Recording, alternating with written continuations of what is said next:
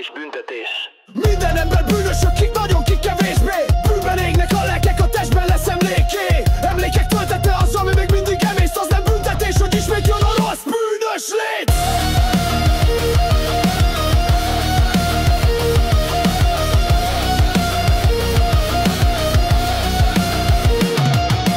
Emlékekkel élni kell, nem lehet kitörölni. Magadnak sosem fogunk tudni megbocsátani. Legnagyobb büntetés az, ha becsülettel élünk. Kik szeretnek, nyugodjanak, együtt menjen létünk. Szemükbe nézve jön a büntetés, emlékezünk. Kis agyban fut Istenem, ilyet meg, hogy tehetünk. Ezzel a nagy bűntudattal ég a lelkünk porrá. Szeretteink nem bántjuk, nyugalmat hozunk reá. Idővel a port a nyugalom szele elfújja. Meglepődve érezzük, ott marad az angyalka. Szeretteink és magunk idővel megbékélünk. Tisztán élve lehet csak a büntetés megélünk.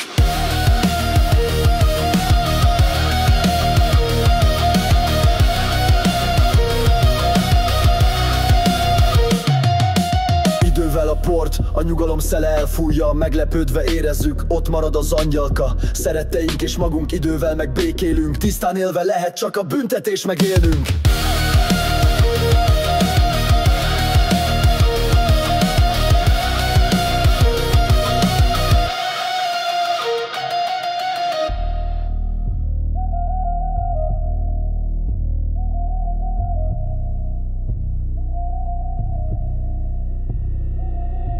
Idővel a port a nyugalom szele elfújja. Meglepődve érezzük, ott marad az angyalka. Szeretteink és magunk idővel megbékélünk. Tisztán élve lehet csak a büntetést megélünk.